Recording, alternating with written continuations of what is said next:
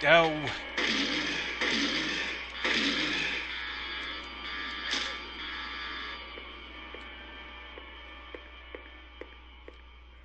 That was a bit unexpected, suddenly putting something in here.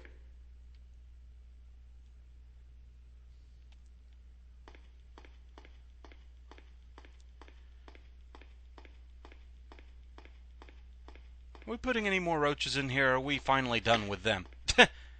Well, it is hard difficulty mode. I had to face plant at some point.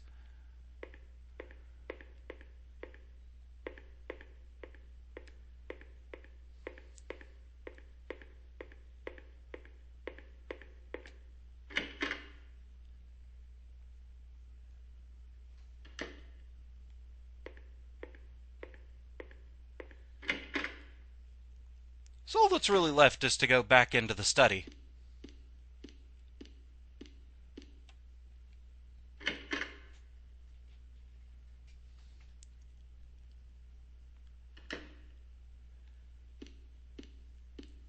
Hey, Ernest, our quest is complete. Thank you, Maria. That's the only item I couldn't get myself. By the time I found out about it, I could no longer leave this house. So long. Yes, but Will... Maria, the gods are here. You know it too. You were born in this town. I'm not sure God is the right word.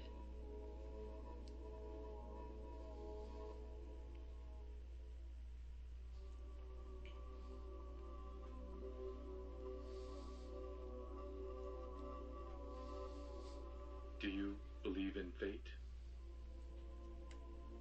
Not really. That's fine then. Ernest, can I open this? This is a dead end. There's nothing beyond here. I know. So, what if I had said I believed in fate? That James. He's a bad man. James.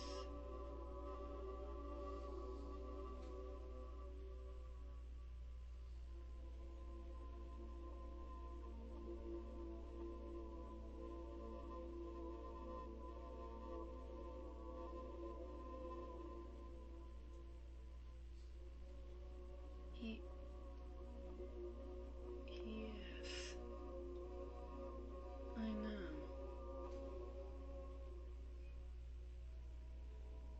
He's looking for the you that isn't you. Because he's kind? Do you know something? Yes. Maria, you're... Anyway, that's just what you think. You don't really know anything. That's fine. Okay.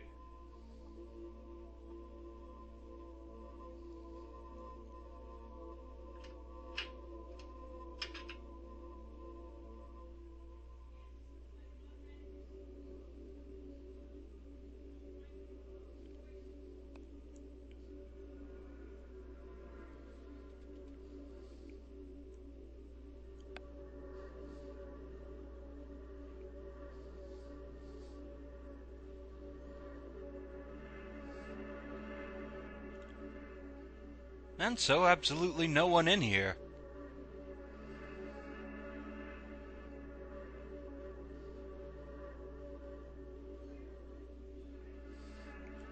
But the birthday card and the gift are there.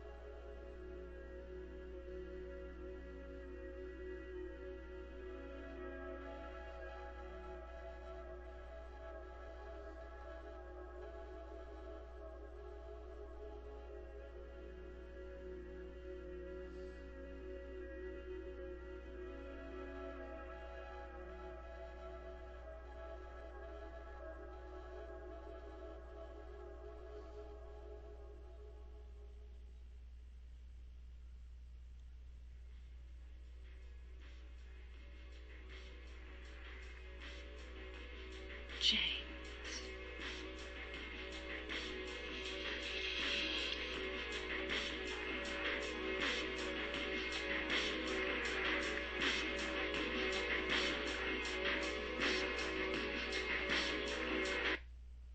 Mary?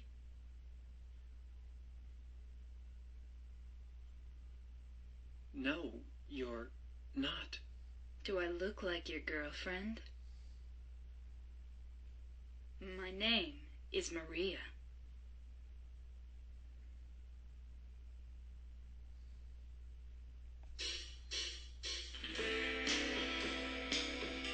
And so with that, we've reached the end of Born from a Wish. This scenario, in some ways I like it, but in other ways it could have used some work. I mean, it's a pretty short scenario, so it is very linear.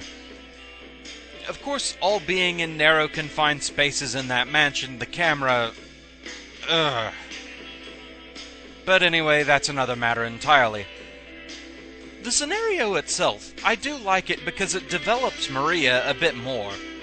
Makes her more than just a simple escort issue. It makes her look more like a sympathetic character. You find that she has a fear of dying and death, that she doesn't mind fighting for an impossible cause, as she puts it.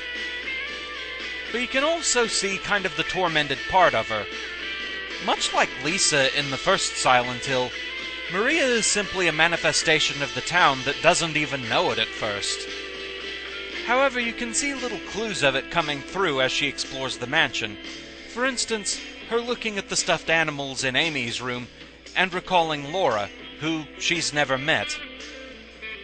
Basically, this scenario takes place when James is first getting into town, and thus Maria was born from his wish to see Mary again. She's comprised of a lot of her memories. That's why a lot of the times when interacting with Maria during the main game, she gets kind of confused, and so does James, with the fact that she can't seem to make up her mind if she's Maria or Mary. Because really, she's both. She is her own entity, struggling for her own identity, but at the same time, she's still made up of a lot of James's personal emotional baggage, thus making her come across as Mary a lot. It all stands to show that I'd like Maria a lot more if it wasn't for how helpless she was in the main scenario. And that leads me to why I wanted to point out that message of trying to leave Heaven's Night without getting the cleaver. It won't let you leave without it. In the end, sure, we see her throw the gun away so that she doesn't kill herself with it. But what did she do with the cleaver? Why doesn't she have that in the main scenario? Baggage gonna bag.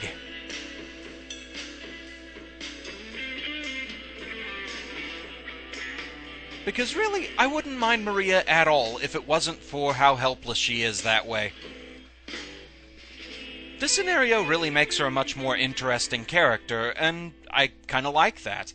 I like how it shows another side of her.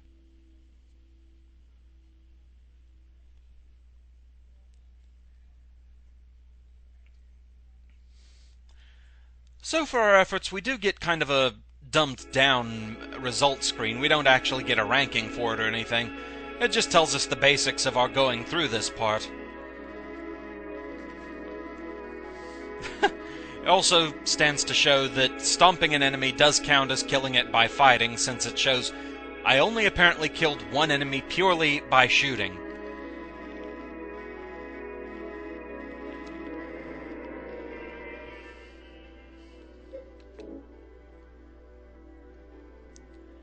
So there we go, we've saved our game result, we're going back out to the main screen, and we're really nearing the end. Only 2 joke endings left to go, and there's not really much more to show of the game itself, so those runs should be pretty quick. So see you again next time. I hope you enjoyed the videos, and I will see you again then. Until then, fare thee well.